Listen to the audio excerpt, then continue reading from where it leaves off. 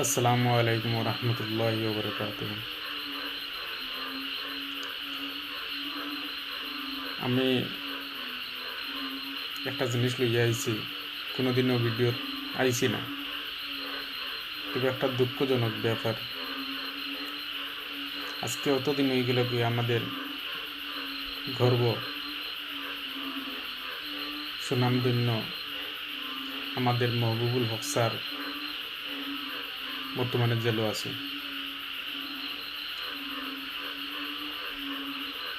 কিন্তু এখন পর্যন্ত কোনো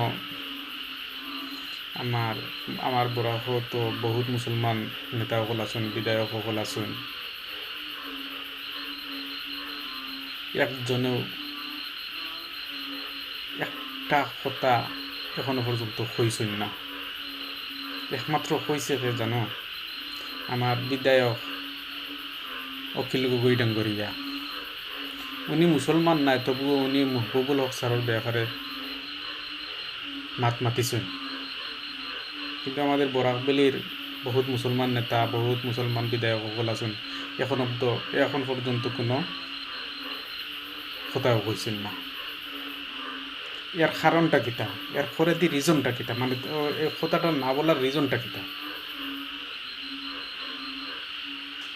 মানে খার বয়ে এই এই জিনিসটা আপনারা যদি মাতুন না, আমরা আমজনতায় কিতা করব? আপনারা তো ভোট দেওয়া হয়েছে, আপনারা ওদের নেতা বানানি হয়েছে এই সমস্ত জিনিস মানে তুলিয়া ধরার লাগিয়া, অন্যায় প্রতিবাদ করা, এই সমস্ত জিনিস তুলিয়া ধরার লাগিয়া।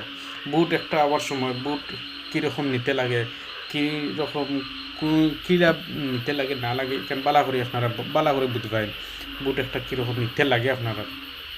কিন্তু আজকে এখন মানুষ উচ্চশিক্ষিত, কেউ স্টিমার মালিক, অত বড় বিপদ একটা মাত মাতিলে না আপনারা,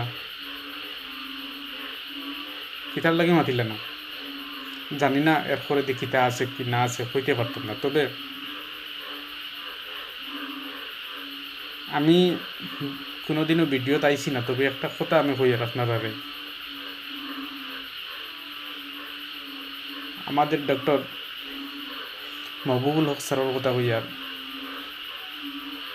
থান যে আমরা বরাহ আসেন, আমরা লগে কতখান খরত্রা স্কুল কলেজ কলিতরা ও আমরা হরুতা মরুতা ওটা পড়াইবার লাগিয়া খরত্রা সব কিছু খরডা ঠিক।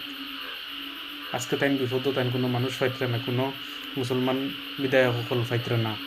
আমরা মুসলমান কংগ্রেসের আমার